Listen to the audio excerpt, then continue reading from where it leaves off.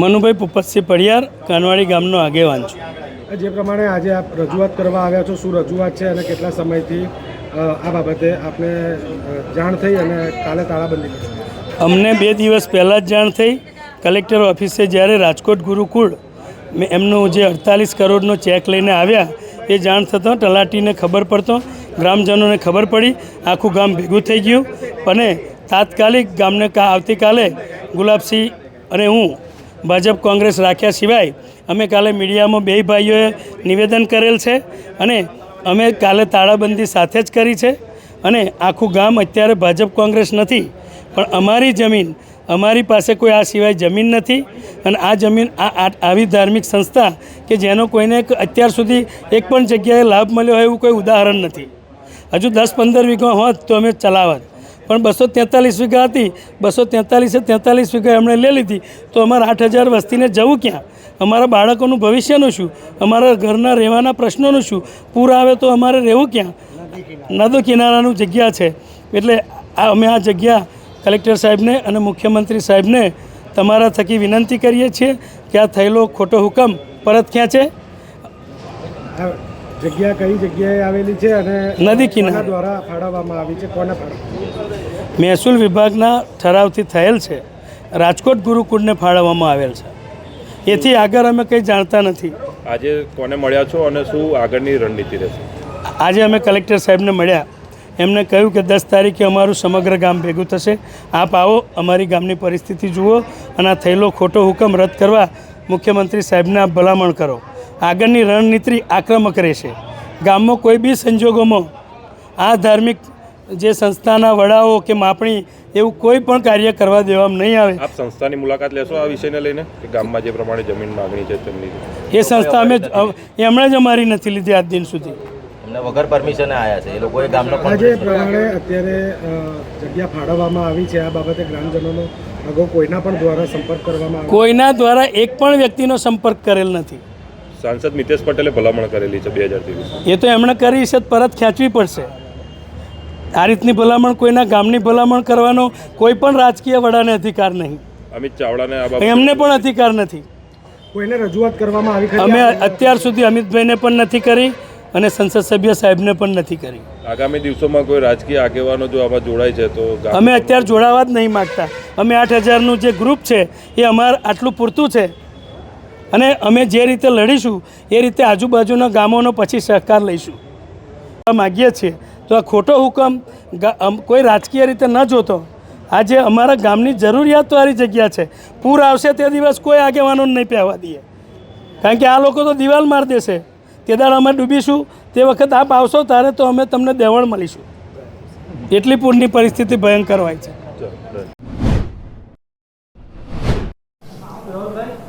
રોલભાઈ,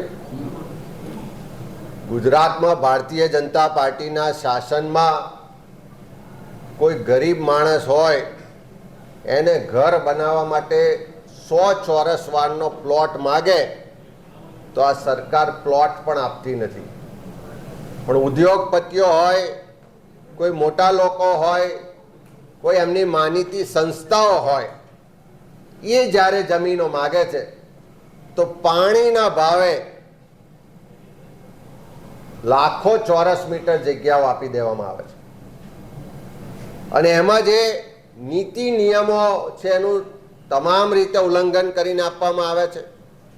આ જમીન આપતા પહેલાં ત્યાંના જે સ્થાનિક લોકો છે એને પણ ક્યાંય પરામર્શ કરવામાં નથી આવતો. એનાથી શું ફાયદા નુકસાન એ પણ જોવામાં નથી આવતું. ત્યાંની સ્થાનિક ગ્રામ પંચાયત હોય એને પણ પૂછવામાં નથી આવતું. એવા અનેક દાખલા ભૂતકાળમાં પણ જોયા છે. ને આજે તાજેતરમાં જ જે હકીકતો બહાર આવી, જે છુપાઈને લાંબા સમયથી ફાઇલો ચલાવવામાં આવી કે મારા જ મત વિસ્તારમાં આણંદ જિલ્લાના આંકલાવ તાલુકામાં કાનવાડી ગામ છે, નદી કિનારાનું બક્ષીપંથ સમાજની વસ્તી ધરાવતું ગામ છે. જ્યારે પણ મહીસાગર નદીમાં પૂર આવે ત્યારે આ ગામનો મોટે ભાગનો વિસ્તાર પાણીમાં ગરકાવ થઈ જાય છે. જે હાઈ ફ્લડ લેવલ કહેવાય એવો આ વિસ્તાર છે. અને એ ગામના લોકોના ભવિષ્ય માટે, એમના ભવિષ્યના રહેણાંક માટે કે બીજી જીઆઈડીસી બને અને રોજગાર ઉત્પન્ન થાય એટલા માટેની જે જમીન છે એ કોઈ સંસ્થા દ્વારા, સ્વામિનારાયણ સંપ્રદાય સાથે જોડાયેલી સંસ્થા દ્વારા શૈક્ષણિક હેતુ માટે માગવામાં આવે છે. આ સરકાર દ્વારા કોઈ ગામ સભામાં લોકોનો અભિપ્રાય લેવાતો નથી, કોઈ સ્થાનિક લોકો સાથે પરામર્શ કરવામાં નથી આવતો, કોઈ સ્થાનિક પદાધિકારીઓ સાથે પરામર્શ કરવામાં નથી આવતો. અને પાણીના ભાવે જગ્યા એ સંસ્થાને ફાળવી દેવામાં આવે છે. ત્યાં સ્થળ પર જઈએ તો નદી કિનારાનો જે ભાગ છે ત્યાં 1 કરોડ રૂપિયા વીઘું આજે માર્કેટ પ્રાઇસથી વેચાય છે. એટલે કિંમતી જમીનો છે.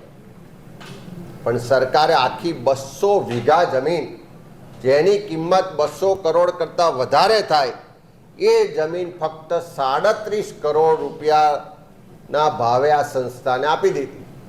આ ગામમાં પહેલા ધોરણથી શરૂ કરીને કોલેજ સુધીની તમામ સંસ્થાઓ છે. આ ગામમાં એક જ ગામમાં સીમ વિસ્તાર સુધી 4 જેટલી પ્રાથમિક શાળાઓ, હાઈસ્કૂલ, કોલેજ બધું જ આ જ ગામમાં સુવિધા ઉપલબ્ધ છે. અને તેમ છતાં છે કે રાજકોટથી કોઈ સંસ્થા આવી અને સરકારને એમ કે અમારે અહીંયા શૈક્ષણિક સંકુલ બનાવવું છે, અમને જમીન આપો. કદાચ 1 વીઘું, 2 વીઘું, 5 વીઘું, 10 વીઘું આપી હોત તો સમજી શકાય. પણ શૈક્ષણિક સંકુલ બનાવવા માટે 200 વીઘા જગ્યા શું કામ જરૂર છે? 200 વીઘા જગ્યામાં એવું તો કયું શૈક્ષણિક સંકુલ બનવાનું? એ કોઈ સ્પષ્ટતા કે પરામર્શ વગર આ નિર્ણય લેવાય છે. એનો સ્પષ્ટ મતલબ છે કે ગામના લોકો, મારા સહિત બધા જ પક્ષાપક્ષીથી પર રહી અને આંકલાવ તાલુકામાં જીઆઈડીસી બને, ત્યાંના લોકોને સ્થાનિક રોજગાર મળે એના માટે વર્ષોથી લડીએ છે. સરકારે ગત સત્રમાં જીઆઈડીસી બનાવવાની જાહેરાત કરી. હજુ સુધી સરકાર એમ કહે છે કે અમને જીઆઈડીસી બનાવવા માટે જમીન નથી મળતી. અને બીજી બાજુ એ જ તાલુકામાં 200 વીઘા જમીન એક સંસ્થાને પાણીના ભાવે આપી દે છે. એનો સ્પષ્ટ મતલબ છે મળતિયાઓ માલામાલ થાય અને બાકીના લોકો લૂંટાય, ઘરબાર વગરના થાય એવી નીતિ સરકારની છે. ગામ લોકો દ્વારા આંકલાવ તાલુકો વિધાનસભા ગણીએ તો બી કે ભાઈ એ કોંગ્રેસનો એક ગઢ છે. અત્યાર બી નેતા છે ત્યાંના ઓપોઝિટ પાર્ટીના, ત્યાંના વિધાનસભામાં નેતા છે. આંકલાવના મતદાતાઓ, નાગરિકો જ્યારે સાંસદ તરીકે 2019માં ચૂંટાયો ત્યારથી પણ કહેતા હતા કે ક્યાંક ને ક્યાંક આંકલાવ વિધાનસભામાં ડેવલપમેન્ટ થવું જોઈએ, નવી ઇન્ડસ્ટ્રીઝ આવે, નવું ક્યાંક ને ક્યાંક આવે. તો રાજકોટના ગુરુકુળના સ્વામીજી મને મળ્યા અને એમણે મને કીધું કે અમે મુખ્યમંત્રીને ત્યાં આગળ બધા પેપર સબમિટ કરી દીધેલા છે, એક ફક્ત તમારા રેફરન્સના લેટરની જરૂર છે કે અહીંયા ગુરુકુળ બને. ગુરુકુળ મેં પહેલાં સ્વામીજીને કીધું કે ભાઈ ગુરુકુળમાં તમે શું કરવાના છો? તો કે નો પ્રોફિટ નો લોસના ફી રાખીશું. મેં કહ્યું ફીનું પણ અમે ત્યાં આગળથી નિરીક્ષણ કરીશું કે તમે કેટલા પગાર આપો છો, શું કરો છો. એમણે બધી જ કન્ડિશન કહી. એક સારી યુનિવર્સિટી બનાવવા માટેનું પણ એમને મને વચન આપ્યું કે યુનિવર્સિટી બનાવીશું. ત્યાં રહેતા આંકલાવ વિધાનસભામાં રહેતા બાળકોને પહેલું પ્રાધાન્ય આપીશું કે એ લોકો ત્યાં હોસ્ટેલમાં રહી શકે, ભણી શકે અને સારું સંસ્કાર પણ આપી શકીએ. એટલે મેં કીધું કે ભાઈ ચલો આંકલા વિધાનસભામાં સારું કામ થતું હોય, ગુરુકુળ આવતું હોય, તો મેં મુખ્યમંત્રીને લેટર પણ લખ્યો છે. લેટરમાં બધું લખેલું જ છે, તમારે લેટરની કોપી જોઈએ તો પણ આપી દઈશ. પરંતુ ત્યાંના નાગરિકોની એક એ છે કે ભાઈ અમને વિશ્વાસમાં લીધા નહીં. પરંતુ હું તમને એટલું પણ કહીશ કે કાણવાડી ગામમાં માધવસિંહ સોલંકીજી જે મુખ્યમંત્રી રહી ગયા એમના કુટુંબીજનો છે, ઈશ્વર ચાવડાજી જે છે એમના કુટુંબીજનો છે. એટલે કાણવાડી ગામમાં અમુક ભારતીય જનતા પાર્ટીના પ્રેરિત છે એ લોકો અંદર ખાનેથી મને મળી ગયા ને એ લોકો તો સંમત છે જ. પરંતુ આપ જાણો જ છો કે દરેક ગામમાં બે ભાગલા હોય છે, કોંગ્રેસનું રાજ હોય, ભાજપનું રાજ હોય, એ ચાલતું આવેલું છે. ત્યાં પહેલાં પણ ઘણી બધી નિર્માણી યુનિવર્સિટી બી પાસ થઈ ગયેલી હતી, એક સ્કૂલ બી પાસ થઈ ગયેલી હતી સરકારની, પણ ત્યાં આગળ કંઈ એ લોકોએ બાંધકામ કરવા દીધું નથી. આ પણ આ જો ઇસ્યુ આવો હશે અને ગ્રામજનોનું બંને ભેગા થઈને મુખ્યમંત્રીને જે રજૂઆત કરશે ને મુખ્યમંત્રી નિર્ણય લેશે. પરંતુ તમને બીજું પણ કહું, જ્યારથી આ ઇસ્યુ ચાલુ થયો છે આણંદ જિલ્લામાં 2 ધારાસભ્યોએ મારો કોન્ટેક્ટ કર્યો છે કે ભાઈ જો કદાચ ત્યાં બંધ રહે તો તમે અમને આ ગુરુકુળ અમને આપજો, અમે આને સ્વીકારવા માટે તૈયાર છીએ. એટલે આણંદ જિલ્લામાં જ તૈયાર છે. મારો કહેવાનો મતલબ એવો છે કે એક નાનું અમથું ઉદાહરણ આપું કે વાસદ SVIT કોલેજ એક નાની અમથી જ યુનિવર્સિટી બી નથી, સમજો ત્યાં કેટલા લોકોને રોજીરોટી મળે છે. ત્યાં આજુબાજુના ગામમાં રહે છે એમને રિક્ષાની રોજીરોટી મળે છે. ત્યાંથી ઘણી બધી વિધવા બહેનો છે ટિફિન બનાવીને ત્યાં કોલેજ સુધી સ્ટુડન્ટને મોકલે છે. ત્યાં રેસ્ટોરન્ટ ઘણી બધી થઈ ગયેલી છે. ઘણું મોટું ડેવલપમેન્ટ વાસદ ગામમાં થયું છે. જો તમારે ડેવલપમેન્ટ કરવું હોય તો આ ગુરુકુળ આવતું હોય, યુનિવર્સિટી આવતી હોય તો એ સારા માટે છે, આપણા બાળકો માટે છે, બાળકોના સંસ્કાર માટેનું છે. એક પોઝિટિવ રીતે મેં જ્યારે મુખ્યમંત્રીને આ રીતનો લેટર લખેલો છે. પરંતુ ઘણા બધાને એવું હોય કે ઓપોઝિટ પાર્ટીને એવું હોય કે ભાઈ એને નેગેટિવ રીતે લેતા હોય. મને કોઈ પ્રોબ્લેમ નથી, નેગેટિવ રીતે લે અને એમનું ચાલતું આવેલું છે કે હર હંમેશ સારા કામમાં એમને વિઘ્નો નાખવાની જે એમની આદત છે એ વિઘ્નો નાખ્યા કરશે. પરંતુ સારા કામ આંકલા વિધાનસભામાં થશે અને ટૂંકમાં જ તમે જોશો કે આંકલાવ નગરપાલિકા અને ભારતીય જનતા પાર્ટીની બેસશે એ પણ એમને પેટમાં દુખી રહ્યું છે. સૌથી મહત્વની બાબત, ગત વિધાનસભાની ચૂંટણીમાં જે અમિતભાઈની સામે લડેલા ગુલાબસિંહ એ પણ અત્યારે તમારી સામે પડ્યા છે. એમણે પણ વિરોધ કર્યો છે. એમણે તો એ પ્રકારની ટીકા કરી છે ગામની અંદર એક સત્સંગી નથી અને કેમ આ પ્રકારનું કૃત્ય અહીં આગળ કરવામાં આવે છે, કેમ GIDC નથી સ્થાપવામાં આવતી. મેં ગુલાબસિંહ જોડ અત્યારે અહીંયા જ છે, કમલમમાં જ બેઠેલા છે. અમને તમે બધાએ જોયા જ હશે. હવે એમને ખ્યાલ આવ્યો કે આ શું છે. મેં એમને લેટર પણ બતાવ્યો કે લેટરમાં શું લખેલું છે તમે પૂરેપૂરું વાંચો. કે એ લોકોએ ઓલરેડી પેપર ત્યાં આગળ એ કરી દીધેલા હતા, એક રેફરન્સ. અને બીજું કહું કે સાંસદના કે ધારાસભ્યના કે જેટલા પણ લેટરો લખીએ છીએ આપણે, સરકારે ધારા ધોરણ મુજબ ત્યાંની તમારે જંત્રી મુજબ જ જે સરકારના કોઈ નુકસાન ના જાય એ રીતની જમીનની ફાળવણી કરેલી છે. રૂપિયા એ પ્રમાણેના લીધેલા છે. એ તો બીજા કોઈએ પણ માગી હોત તો પણ એટલા જ પૈસા ભરાવડાવત. એમાં ક્યાંય સરકારને કોઈ રીતનું નુકસાન થયેલું નથી. જે વખતે આ લેટર તમારા દ્વારા લખવામાં આવ્યો ત્યારે વિવાદ નહોતો, એ ચોક્કસ બાબત છે, પણ હવે વિવાદ થયો છે. હવે તમારો શું રોલ હશે? આ 2023નો લેટર છે, બરાબર છે. ત્યારે ઓલરેડી લેટર આપેલો જ હતો, બધાને ખ્યાલ બી હોય છે કે લેટર આપેલો જ છે. હવે એમને કહેવું છે કે GIDC, હું તમને એક જ વસ્તુ વાત કરીશ. GIDC આણંદ જિલ્લામાં તારાપુરમાં છે, વિદ્યાનગરમાં છે, ઓડમાં અમને નવી GIDC બની, બરાબર. ત્યાં કેટલા પ્લોટ વેચાયા એટલું જ.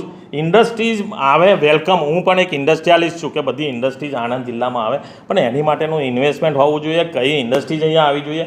આંકલા અત્યારે કાંડવાડીમાં GIDC નાખે કોઈ પ્રોબ્લેમ નથી, મારો સાથ સહકાર પૂરેપૂરો મળશે.